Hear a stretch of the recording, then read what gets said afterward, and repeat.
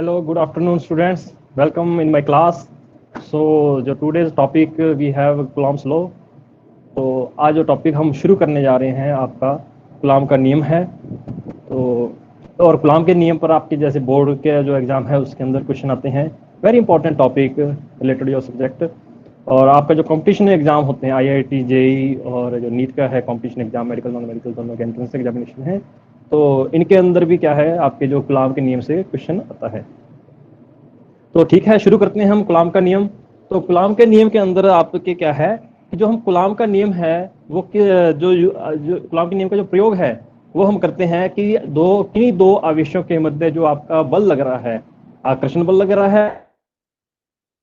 है उसकी हमें प्रकृति पता चलती है और उसका जो वह दिशा हम कलाम के नियम से प्राप्त कर सकते हैं।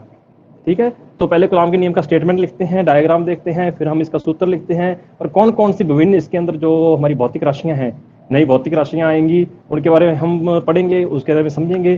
फिर हम क्या कहते हैं इसका हम सदिश निरूपण इसके अंदर देखेंगे। सदिश निरूपण देखने के बाद में हमारे जो अंत के अंदर हम क्या करेंगे, कुछ इनके जो कलाम नियम पर आधारित कुछ क्वेश्चन लिखेंगे।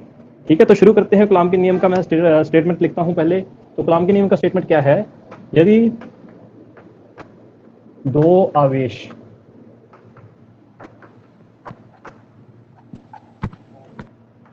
परस्पर एक निश्चित दूरी पर रखे हैं, परस्पर एक निश्चित दूरी पर रखे हैं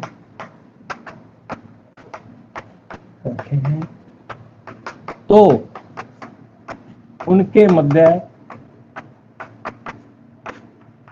लगने वाला आकर्षण बल, लगने वाला आकर्षण या प्रतिकर्षण बल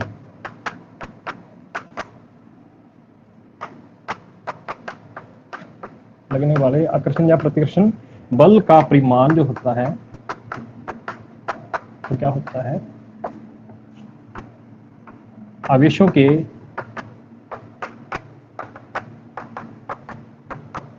परिमाण के गुणनफल के समानुपाती, गुणनफल के समानुपाती तथा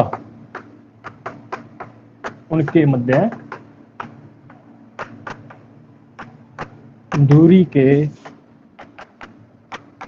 वर्ग के व्युत्क्रमानुपाती होता है।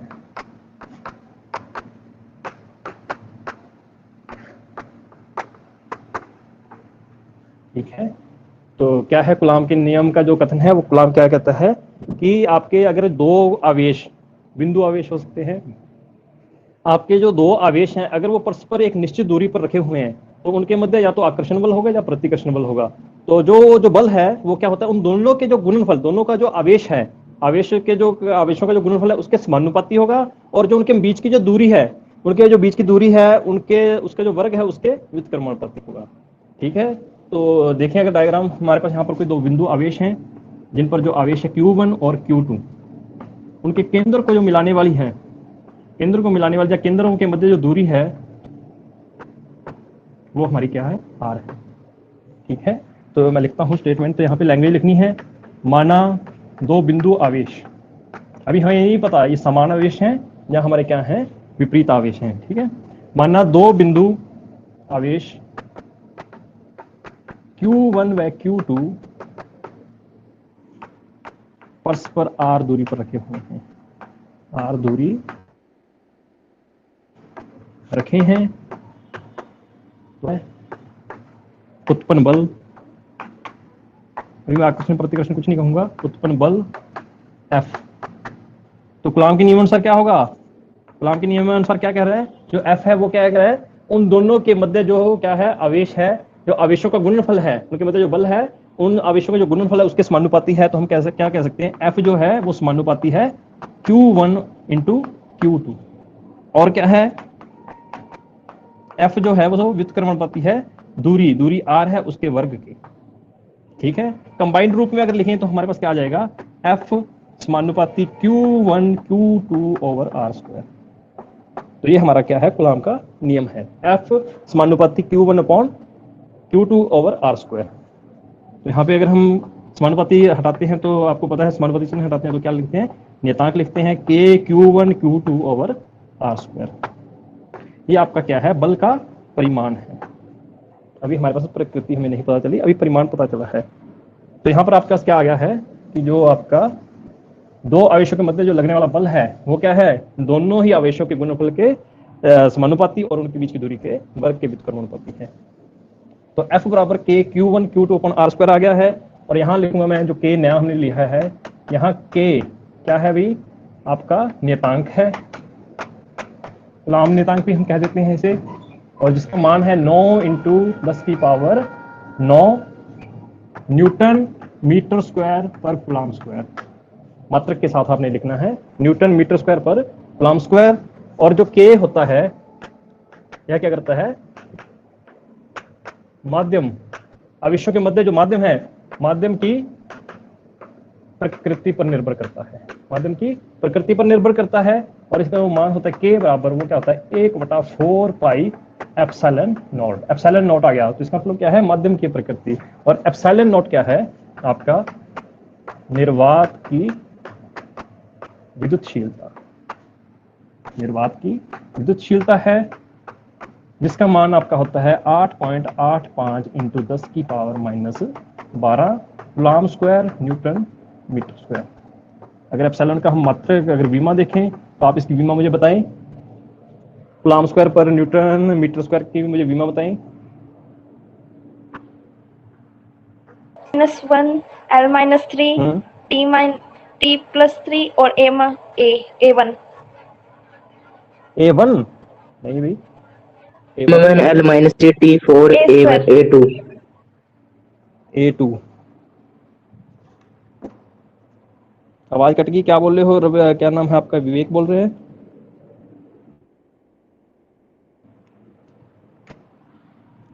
नहीं पता चल रहा तो देखें, इसका हम क्या लिखेंगे A² T2²।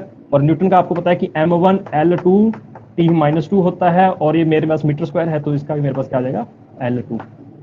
तो यहाँ पर देखें क्या आएगा आपका M1 L1 होता है न्यूटन का, तो मेरे पास क्या आ जाएगा M1 L-3 T4 A2 T की पावर 4 आ गया और A भी 2 आ गया। तो ये इसका बीमा है। तो मात्रक और बीमा पूछे जाते L की पावर -3 आएगा। L की पावर -3 करेक्ट, L की पावर की -3 पावर -3। हाँ करेक्ट बिल्कुल ठीक है। तो ये आपकी क्या है, विद्युतशीलता है। अब ये तो मैंने आपको एप्सिलॉन नॉट बताया है, तो उसके अंदर आप कलाम के अंदर अगर परिभाषा दे तो उसके अंदर ये भी लिख सकते हैं कि जब दो क्या कहते हैं आवेश परस्पर एक निश्चित दूरी पर निर्वात में रखे हुए हैं, ठीक है, माध्यम में भी रखे होंगे, वो आगे देखेंगे हम।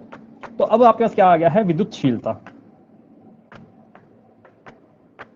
विद्युतशीलता क्या होता है, विद्युतशीलता क्या है, कोई परिभाषा दे मुझे, जो भी बच्चे ने किसी ने पढ़ा है तो। विद्युतशीलता क्या होता है, देखें। विद्युतशीलता माध्यम का वह गुण है जो ये बताता है कि उससे कितनी विद्युत बल रेखाएं निकलती हैं। कितनी विद्युत बल रेखाएं निकलती हैं, कोई और।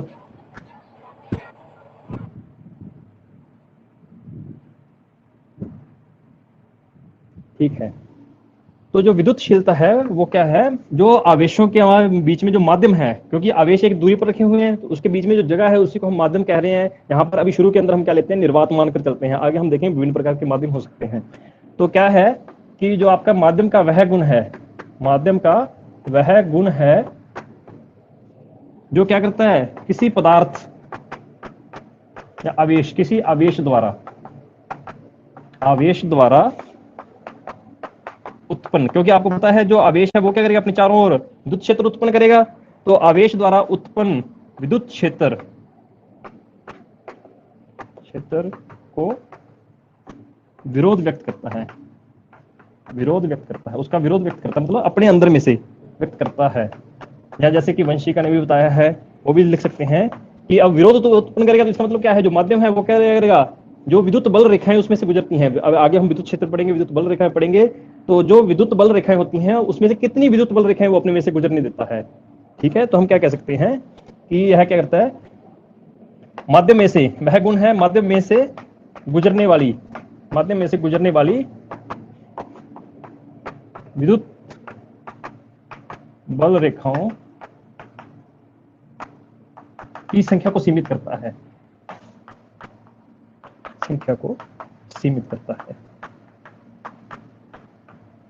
अर्थात कहने का क्या मतलब है कहने का मतलब ये है कि अगर हम आवेशों के मध्य निर्वात की जगह पर कोई माध्यम भर देते हैं तो क्या हो जाता है, विद्युत क्षेत्र में कमी आ जाती है। विद्युत क्षेत्र में कमी आ जाती है तो क्या हो जाता है आपका, क्योंकि ये सीमित कर देता है उन रेखाओं को, बल रेखाओं को। अगर विद्युत बल रेखाओं की जो संख्या होती है वो उसका क्या होता है, विद्युत क्षेत्र का परिमाण ही होता है। तो परिमाण को क्या कर देता है, तो आपका विद्युत बल भी क्या हो जाता है, कम हो जाता है। तो लिख सकते हैं किसी किन्हीं है ना आवेशों के मध्य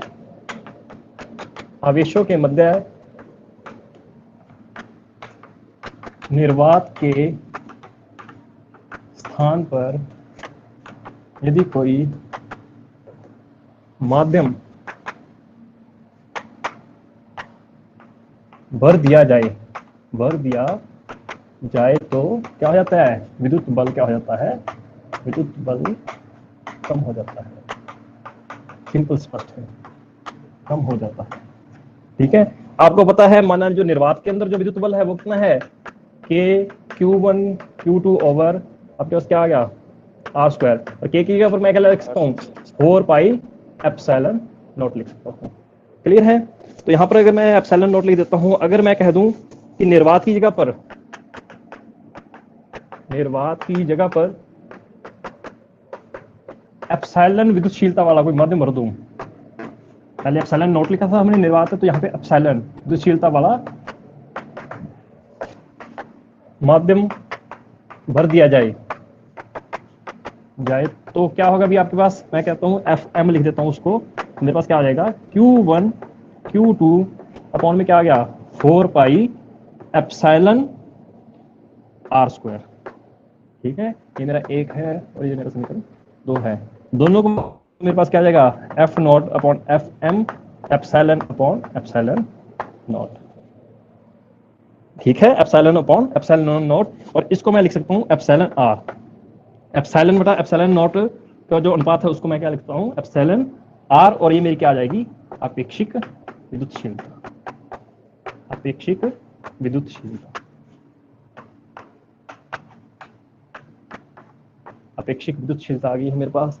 तो अपेक्षिक विद्युतशीलता की अगर परिभाषा दूं तो यहाँ पे सूत्र से हमारे पास क्या बन गई, 2 परिभाषाएं बन गई। अपेक्षिक विद्युतशीलता की 2 परिभाषाएं बन गई है मेरे पास, हेडिंग लिख लें अपेक्षिक विद्युतशीलता, अपेक्षिकशीलता की 2 परिभाषाएं बन गई हैं। यहाँ पे सूत्र को देखकर आप हमेशा परिभाषा बनाने की कोशिश करें।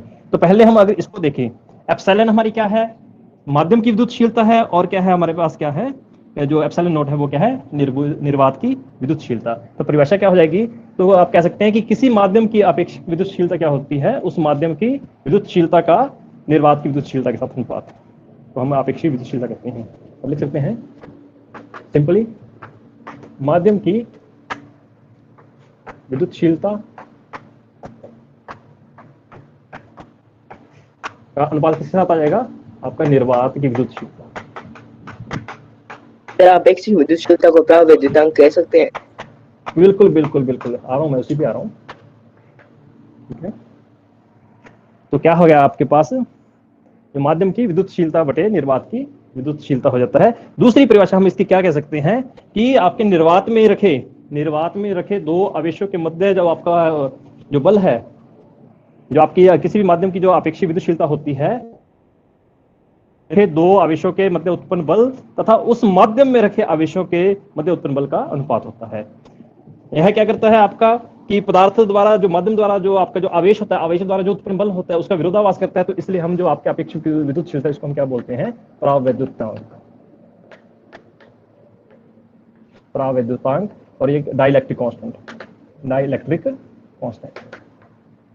ठीक है, और ये किसका होता है, ध्यान में रखें माध्यम का होता है। ठीक है, तो ये आपके पास क्या आ गया, अपेक्षिक विद्युतशीलता। तो अपेक्षिक विद्युतशीलता का मात्रक बताओ मुझे, मात्रक और विमा।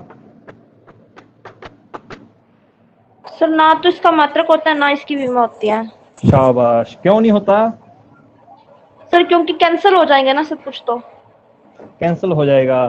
तो ऐसे नहीं कहेंगे कैंसिल हो जाएगा, हम कहेंगे क्योंकि यह दो समान विमा समान मात्रक वाली राशियों का क्या है, अनुपात है, इसलिए ये क्या होती है, मात्रकहीन, और क्या होता है, विमा।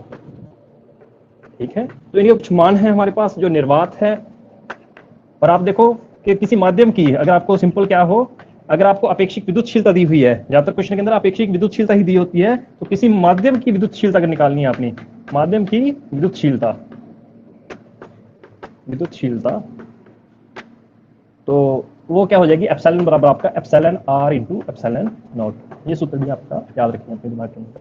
जैसे उदाहरण के लिए मैं कह दूं कि पानी का जो मेरे पास एप्सिलॉन है और 80 है, ठीक है, जो अपेक्षित विद्युतशीलता कितनी है, 80 है, तो पानी की विद्युतशीलता बताएं, पानी की विद्युतशीलता बताएं। 80 गुना एप्सिलॉन नॉट, 80 गुना एप्सिलॉन नॉट। एप्सिलॉन नॉट की जगह पर एप्सिलॉन नॉट ना बोलकर हम मान रखेंगे, हो सकता है आपको मान दिए हों तो 10 की बार माइनस होगा। मल्टीप्लाई हाँ, कूलम्ब स्क्वायर पर न्यूटन मीटर। Newton metre. हाँ, न्यूटन मीटर स्क्वायर, मीटर नहीं, मीटर स्क्वायर। ठीक है, तो इस प्रकार से ये हल हो जाएगा आपके पास। होप आपको क्लियर है ये। किसी को कोई डाउट हो इस टॉपिक के अंदर? तो अभी विद्युत अपेक्षित विद्युतशीलता के मान लिख ले, एप्सिलॉन आर के मान। विभिन्न जो माध्यम है, पहला जो माध्यम है आपके पास निर्वात है, निर्वात का लिख लें आप, ए का आ जाता है आपके पास। उसके बाद में आपके पास क्या आ जाता है, ऑक्सीजन आ जाती है। ऑक्सीजन के लिए जो इसका मान आ जाता है आपके पास 1.00053, और फिर आपके पास आ जाती है वायु, थोड़ी सी ज्यादा डेंसर आ जाती है ऑक्सीजन से। जितना माध्यम सघन होता जाएगा उसका क्या होता जाएगा, जो विद्युतशीलता का मान है वो बढ़ता जाता है। फिर आपके पास क्या आ जाएगा, 1.00059 आ जाता है। फिर अगर हम लिखें आपके पास कांच के लिए अब्रक आ जाता है, माइका। अब्रक के लिए आपके पास 2 से लेकर 2.5। जो कांच होता है, कांच के लिए आपके पास जो आ जाती है 5 से 10 आ जाती है। रबड़ जो होता है उसकी आपके पास कितना होता है, इसका मान 7 आ जाता है। शुद्ध जल हम कह सकते हैं, उसका जो मान होता है वो 80 के आस। ज्यादातर ये आपके पास क्वेश्चन आ जाते हैं। और लास्ट में वेरी इंपॉर्टेंट, मैं इसे बॉक्स में लिखूंगा, आपकी क्या जाती हैं, सुचालक, या कह सकते हैं चालक, सुचालक धातुएं या धातुएं जो होती हैं, उनका जो होता है, जो किसी भी जो चालक का जो आपके पारगम में आपकी विद्युतशीलता होती है वो होती है अनंत। तो अर्थात अगर मैं कह दूं, एक क्वेश्चन बन गया यहां से, हमारे पास एक क्वेश्चन बन गया कि यदि दो आवेशों के मध्य निर्वात की जगह पर, यदि दो आवेशों के मध्य अगर किसी धातु को भर दिया जाए तो उनके मध्य जो लगने वाला बल क्या होगा, क्या वो एक दूसरे को आकर्षित करेंगे या नहीं? 0, 0। तो उनके मध्य क्या होगा, 0 होगा, क्योंकि आपके पास एप्सिलॉन बराबर कितना आ रहा है, अनंत आ रहा है। तो एफ अगर मैं धातु निकालूं तो आपको पता है कि 1/4 पाई एप्सिलॉन, यहाँ पे Q1 Q2, आवेश का परिमाण चाहे कुछ भी हो, परंतु हमारे धातु वर्दी है तो एप्सिलॉन का मान अनंत है, तो जो एफ का मान आएगा वो कितना आ जाएगा, 0 आ जाएगा। ना वो आकर्षित करेंगे और ना ही वो प्रतिकर्षित करेंगे। क्लियर है ये चीज आपके, हाँ या ना? तो ये एप्सिलॉन के मान है।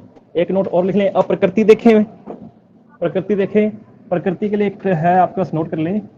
अब जो बल उन दोनों आवेशों में जो बल लग रहा है उसकी प्रकृति, यदि Q1 और Q2 का जो गुणनफल है वो आपका ग्रेटर देन क्या हो, 0 हो, धनात्मक हो, तो कैसे होंगे,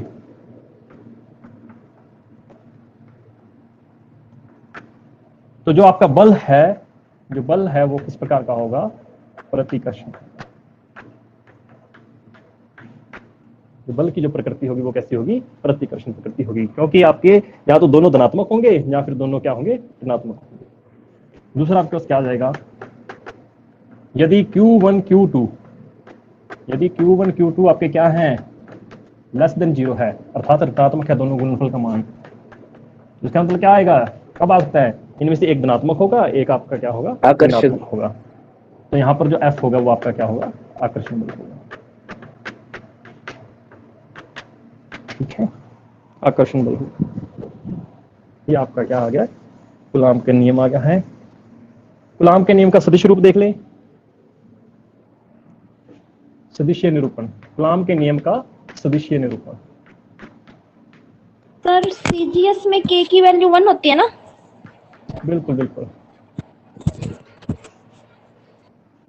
सदिशीय निरूपण यहाँ पे आ गया आपका। सदिशीय निरूपण हम देखें, क्योंकि आपको पता है कि जो बल होता है, बल क्या है, एक सदिश राशि है। तो इसके अंदर हम क्या करते हैं कि किस प्रकार से जो कूलॉम का जो सूत्र लिखते हैं, जो मध्य बल लगता है उसको सदिश में निरूपित किया जाए, अर्थात हमें बल की दिशा भी पता होनी चाहिए।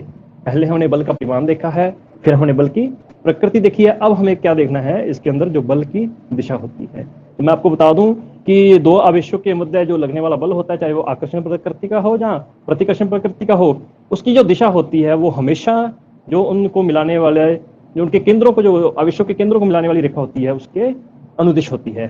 ठीक है, आगे देखेंगे ये कैसे कि जब आकर्षण प्रकृति की होती है तो दोनों के केंद्रों की ओर होती है, और जब प्रतिकर्षण होता है तो दोनों से दूर होती है जो बल की दिशा होती है, परंतु हम हमेशा उनके केंद्रों को मिलाने वाली रेखा के अनुदिश होती है।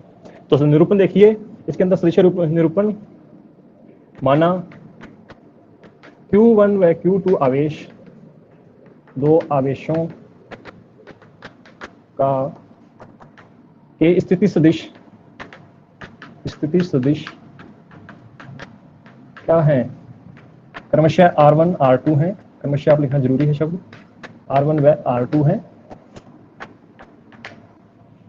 ठीक है, चित्र के अंदर अगर देखें कि यहाँ पे मैं कहता हूँ कि ये मेरा क्या है, मेरा मूल बिंदु है, x है, इस साइड मेरा y है। यहाँ पर मेरे दो आवेश हैं, Q1 आवेश रखा हुआ है, और यहाँ पर मैंने क्या रखा हुआ है, मेरा Q2 आवेश है। इसी प्रकार से बना सकते हैं। स्थिति सदिश जो होता है वो हमेशा क्या होता है, एक रेखीय सदिश होता है मूल बिंदु से। ठीक है, ये मेरा R1 है, ये मेरा R2। हम जब भी कभी भी एनालिसिस करते हैं, दोनों आवेशों को समान प्रकृति का मानकर करते हैं। ठीक है, तो यहाँ पर आपके पास अगर देखें तो जो Q2 है उसका Q1 पर जो लगाया गया बल है वो क्या होगा, समान प्रकृति का एक बार मैं मानता हूं तो ये क्या कहता हूं, दोनों धनावेश मानता हूं, बिंदु आवेश रखे हुए हैं। और यहाँ पर क्या आएगा आपका, इसको मैं कह देता हूँ F12 और इसको मैं कह देता हूँ F2। ठीक है, इनको मिला, केंद्र को मिलाने वाली रेखा, और इनके मध्य ये क्या आ जाएगा आपका, R12 हो तो ये आपके पास क्या आ जाएगा, R2 माइनस R1 सदिश के रूप में हम इन्हें लिखेंगे। सर R12 को R ही मान ले सीधा। हाँ बिल्कुल बिल्कुल, आगे R लिखेंगे ना, वो हम परिमाण में लिखते हैं, R नहीं मानते, परिमाण लिखते हैं। ठीक है, तो अब देखिए, अब चूंकि क्या है आपके पास, ये वाली जो आपकी रेखा होती है ये आपकी क्या होती है, R12 होती है, और ये वाली जो दिशा है ये आपकी इसकी है R21 की दिशा है। क्लियर, तो यहाँ पे क्या कह सकते हैं, आवेश Q1 पर आवेश Q2 द्वारा आवेश Q1 पर लगाया गया बल, Q1 पर लगाया गया बल आपका क्या हो जाएगा भाई, F12 है। अगर 2 द्वारा 1 पर लगाया गया, 2 1 ऐसे बोल सकते हैं। तो आपको पता है परिमाण तो इसका क्या आएगा, Q1, क्योंकि सदिश निरूपण के अंदर क्या होता है, आपका परिमाण होता है और साथ में होती है दिशा। तो दिशा जो F12 की है वो R12 की दिशा में होगी, R12 कैप, R12 कैप। और आपको पता है R12 क्या है, इकाई सदिश है F1 की दिशा के अंदर, F12 की दिशा के अंदर उसकी दिशा को व्यक्त करता है। और R12 आपका क्या है,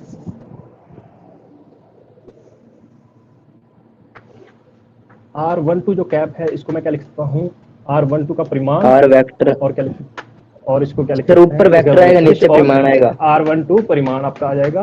तो R12 वेक्टर बटे, इसको मैं डायरेक्ट R भी बोल सकता हूँ, ये मेरे परिमाण है R12 के, उनके बीच की दूरी है, उनका परिमाण भी ले देता हूँ यहाँ पे।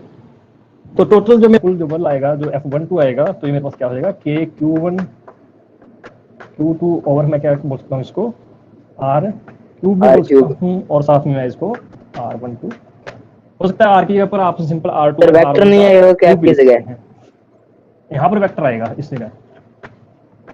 इसी प्रकार से हम क्या कह सकते हैं, इसी प्रकार से आपके पास क्या आ जाएगा भाई, आवेश Q1 द्वारा आवेश Q2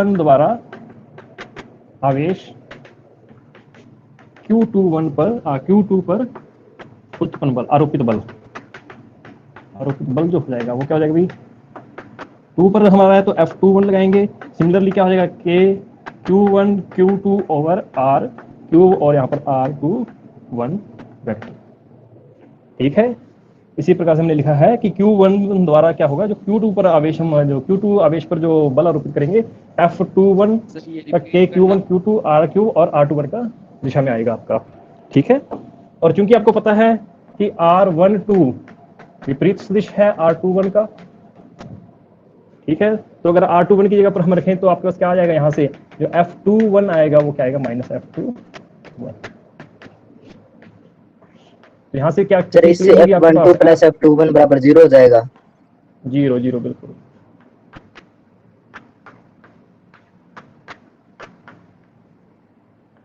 क्या लिख सकते हैं हम, इसकी दिशा को हम सिंपल लिख सकते हैं R12 कैप और माइनस R। ठीक है, तो यहाँ से क्या सिद्ध हो गया कि कूलॉम के नियम के अंदर जो निकाय होता है उसके अंदर जो उपस्थित आवेश होते हैं, यहाँ पर हमारा द्विकण निकाय है, तो दो द्वि आवेश निकाय है, तो इस निकाय के अंदर क्या होता है कि दोनों आवेश क्या करते हैं, एक दूसरे पर परस्पर क्या करते हैं, समान परिमाण का बल आरोपित करते हैं, परंतु विपरीत दिशा के अंदर हैं, समान दिशा का समान परिमाण का क्या करते हैं, बल आरोपित करते हैं, और परंतु विपरीत दिशा के अंदर। और आपको पता है कि ये किसका होता है, कूलॉम का, आपके न्यूटन का तृतीय नियम होता है। ठीक है, तो आप कुछ लिख सकते हैं, महत्वपूर्ण तथ्य लिख लें कूलॉम के नियम के लिए। महत्वपूर्ण तथ्य, सबसे पहला तथ्य क्या होगा, यह न्यूटन के तृतीय नियम का पालन करता है, गति के तृतीय नियम का पालन करता है, क्रिया क्रिया नियम का पालन करता है। दूसरा क्या है, कह सकते हैं आप, जो न्यूटन है यह किसको व्यक्त करता है, यह नियम केंद्रीय बलों को व्यक्त करता है, केंद्रीय बलों को व्यक्त करता है। तीसरा आप क्या लिख सकते हैं इसके लिए, तीसरा ये लिख सकते हैं कि जो कूलॉम का नियम होता है, जो कूलॉम का नियम होता है वो क्या करते हैं कि जो स्थिर विद्युत की होती है उसके अंदर कूलॉम के नियम का वही महत्व है जो गुरुत्वाकर्षण में आपके न्यूटन के लिए सार्वत्रिक नियम का महत्व होता है। लिख सकते हैं आप तीसरा भी, स्थिर विद्युत में क्या होता है, स्थिर विद्युत में कूलॉम के नियम का वही महत्व है जो गुरुत्वाकर्षण में न्यूटन के सार्वत्रिक नियम का है। यहां पर हम आवेश लेते हैं और वहां पर हम क्या लेते हैं, द्रव्यमान लेते हैं, के की जगह पर वहां पर आपका सार्वत्रिक नियतांक होता है। ठीक है, चौथा पॉइंट आप इसके लिए लिखें कि क्या होना चाहिए, जो शर्त है इसके लिए, नियम के लिए शर्त है कि जो आवेश है हमारा, तो एक शर्त है कि जो आवेश है वो क्या होने चाहिए, बिंदुवत तथा क्या होनी चाहिए, स्थिर विद्युत की पढ़ रहे हैं तो हमारा क्या होना चाहिए, स्थिर होनी चाहिए। इसीलिए हम क्या करते हैं, जो आवेश होता है उसे हम क्या करते हैं, गोलीय आकार का लेते हैं। ठीक है, पांचवा आप क्या लिख सकते हैं, दो आवेशों के मध्य तीसरा आवेश आने पर, मतलब कोई बहुत सारे और भी आवेश आ जाए, दो आवेशों के मध्य तीसरा आवेश आने पर दोनों आवेशों के मध्य जो बल होता है क्या हो जाता है, बदल जाता है या नहीं, दोनों आवेशों के मध्य बल क्या हो जाएगा, बताओ भाई, दोनों आवेशों के मध्य जो बल होगा उस पर क्या प्रभाव पड़ेगा, दो आवेशों के मध्य तीसरा आवेश आने पर दोनों आवेशों के मध्य बल अपरिवर्तित रहता है। इन पर क्वेश्चन आते हैं आपके कंपटीशन एग्जाम के अंदर। ठीक है,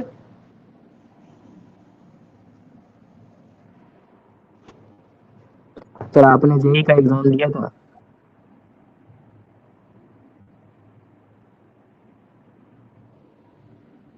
एक और इंपॉर्टेंट है आपका इसके अंदर, देखिए 10 की पावर -15, मैं AIEEE सिलेक्टेड हूँ। हमारे टाइम में AIEEE होता था, all India engineering entrance examination.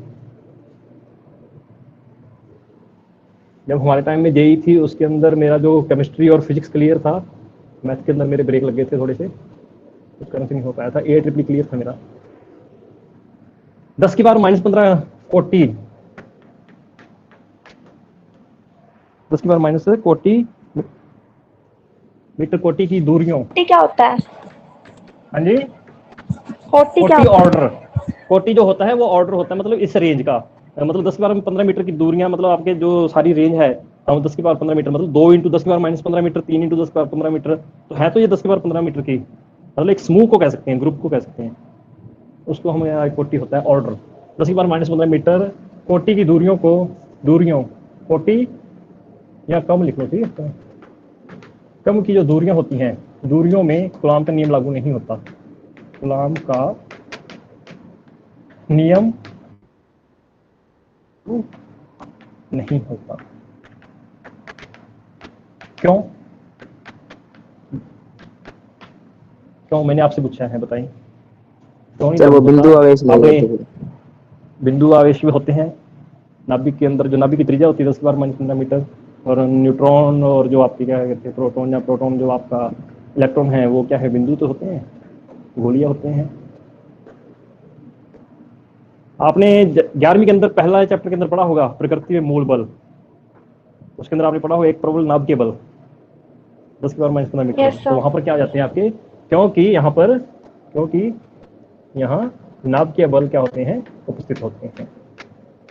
तो नाभिकीय बल के कारण क्या होता है, उसका प्रभाव कम हो जाता है। आपको पढ़ा होगा आपने, विद्युत बल क्या होता है, छोटा होता है नाभिकीय बल से, नाभिकीय बल उपस्थित होता है।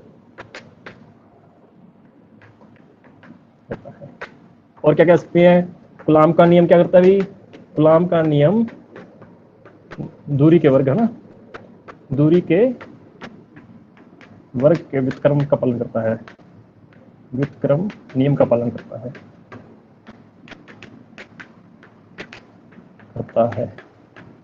दूरी के वर्ग का व्युत्क्रम नियम ये है कि यदि अगर कोई एक राशि किसी दूरी पर निर्भर करती है व्युत्क्रम पर, इस प्रकार से निर्भर करेगी वो उसके व्युत्क्रम हो, तो दूरी बढ़ाने पर क्या हो जाता है, उस राशि का मान में कमी आ जाती है, और दूरी कम करने पर उस राशि के मान में वृद्धि हो जाती है। तो आगे हम क्वेश्चन देखेंगे दूरी बढ़ाने पर क्या होता है व्युत्क्रम पे। ठीक है, तो ये आपके कूलाम नियम के महत्वपूर्ण तथ्य हैं। कुछ क्वेश्चन करते हैं।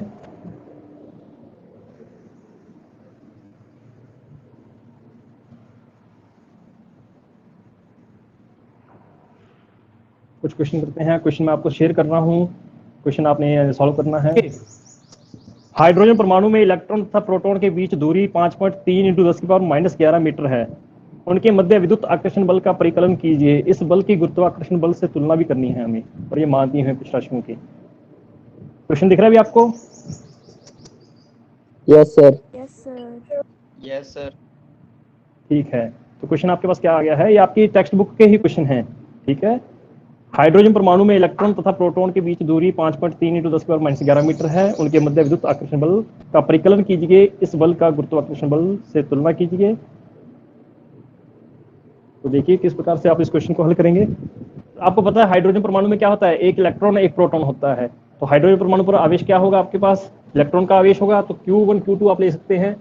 और आकर्षण बल है Q1, और इसको क्या लिखेंगे, 1.6 × 10⁻⁻19 आपका कूलाम आ जाएगा। इसी प्रकार से Q2 भी आपका सही आ जाएगा, 1.6 × 10⁻⁻19 कूलाम। अभी परिमाण की ही बात कर रहे हैं हम। क्लियर है? मैं क्वेश्चन बंद कर रहा हूँ। आपका इनके बीच की जो दूरी है R, वो आपको दे रखी है 5.3 × 10⁻⁻11 मीटर है। कहीं पर एरंगस्ट्रॉम के अंदर भी लिखी होती है, तो आपने मात्रक ध्यान में रखनी है न्यूमेरिकल करते वक्त। ठीक है, तो इसके अंदर आपका क्या आ जाता है, वही आप सूत्र लगाएंगे, F बराबर क्या आ जाएगा, Q1 Q2 और R²। तो थ्योरी आपको जब भी आपने क्वेश्चन करने होंगे, मैं लाइन वाइज बता दूंगा किस प्रकार से हम लिखेंगे। तो K का मान 9 × 10⁹ × 1.6 × 10⁻⁻19 × 1.6 × 10⁻⁻19, और ये आपको दे रखी है 5.3 × 10⁻⁻11 का स्क्वायर। तो राउंड फिगर के अंदर आप इनके कैलकुलेट कर सकते हैं, काट सकते हैं किसी प्रकार से। 5.3 है, 5.3 1.6 से देखिए किस प्रकार से कटता है। 5.6 के आसपास आप देख लें, तो जो इसकी रेंज आ जाएगी आपके पास, मैं इसका आपको उत्तर बता देता हूँ। इसकी जो रेंज आ जाएगी वो आपके पास क्या आ जाएगी, 8.2 × 10⁻⁻8 न्यूटन, 10⁻⁸ न्यूटन आता है। अगला क्वेश्चन के अंदर, साथ में आपके क्वेश्चन के अंदर ये था, आपने स्क्रीनशॉट लिया है कि गुरुत्वाकर्षण बल से तुलना करनी है। इसकी हमें क्या करनी है, गुरुत्वाकर्षण बल से तुलना करनी है। तो हम देखेंगे कि आपको पता है कि जो गुरुत्वाकर्षण बल क्या होता है, दो पिंडों के मध्य उनके द्रव्यमान का होता है F=G(m)(m)2/r²। इसको मैं F लिख देता हूँ। और क्योंकि आपके द्रव्य, अब इसके अंदर क्या है, प्रोटॉन और आपका इलेक्ट्रॉन है, तो यहाँ पर जो गुरुत्वाकर्षण बल होगा वो किसके मध्य होगा, आपका G(m)1 की जगह पे M(E)(mp) लिख देता हूँ मैं, ओवर R²। मध्य दूरी आपको दे रखी है, तो यहाँ पे हम देखें क्या आ जाएगा, G का मान 6.67 × 10⁻⁻11, और ME आपके पास क्या आ जाएगा, 9.1 × 10⁻⁻31, और MP आपके पास कितना आ जाएगा, 1.6 × 10⁻7 लिख लो साथ में, 10⁻27 किलोग्राम। और ये कितना है 5.3 इंटू 10 की पावर माइनस 11 का स्क्वायर। यहाँ पर जो आपका एफ जी का मान आ रहा है, एफ जी का जो मान आ रहा है वो आ रहा है लगभग 3.6 इंटू 10 की पावर माइनस। ठीक है, तो सिर्फ मैं आगे का परिमाण को छोड़ के एक बार पावर देखो। पावर यहाँ पे जो एफ ई आ रहा है आपका लगभग कितना आ रहा है 10 की पावर माइनस 8 न्यूटन आ रहा है, हाँ या ना। और एफ जी आपका कितना आ रहा है लगभग 10 की पावर माइनस 47 न्यूटन। और ये भी दुगना मान आ रहा है यहाँ पे, ये 8.6 है, ये 3.6 7.2 लगभग दुगना आ रहा है। तो अगर मैं देखूँ F E upon F M निकालता हूँ तो कितना आ जाएगा मेरे पास 10 की पावर माइनस 8 और 10 की पावर माइनस 47। तो ये लगभग 10 की पावर 39 आ रहा है एफ ई एफ जी। तो कहने का मतलब क्या है, हाइड्रोजन परमाणु के अंदर उपस्थित जो इलेक्ट्रॉन प्रोटॉन होता है उनके मध्य क्या कहते हैं, जो आपका विद्युत बल होता है वो उनके मध्य जो गुरुत्वाकर्षण बल है उससे 10 की पावर 39 गुना ज्यादा होता है। क्लियर है ये क्वेश्चन आपको? Yes sir. अगला क्वेश्चन देखो, एक समान परिमाण के दो आवेश एक दूसरे से इतने न्यूटन बल से प्रतिकर्षित करते हैं, यदि वे 5 सेंटीमीटर दूर रखे हों तो उनका परिमाण ज्ञात कीजिए। ले लिया स्क्रीनशॉट? Yes sir. ओके, एक क्वेश्चन और है, अच्छा क्वेश्चन है, कुछ ये क्वेश्चन बहुत अच्छा है।